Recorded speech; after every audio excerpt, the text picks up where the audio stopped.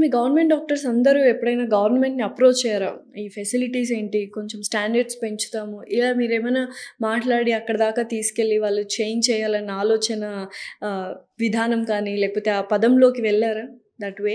చాలా సార్లు ఉంటుందమ్మా. అలాంటి ప్రతిసారి అడుగుతూనే ఉంటాము. బట్ చెప్పాను గదా! No response, no reaction. ఎప్పుడో 4,00,000 బడ్జెట్, 2,00,000 బడ్జెట్ అని ఆ బడ్జెట్‌లో పెట్టే దాంట్లో నీకు 1.2, 1.5% బడ్జెట్ పెట్టి ఏమొస్తది? ఏం రాదు. అసలు మనిషి బతకాలంటే వైద్యం ఉండాలి. మనిషి బతకాలంటే వైద్యం ఉండాలి. దానికి సరిపోయిన డబ్బులు ఫస్ట్ ఇవ్వాలి.